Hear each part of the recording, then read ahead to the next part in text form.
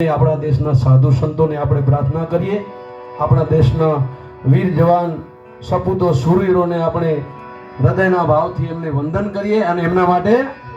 દિલ દિયા હૈ જાન ભી દેંગે એ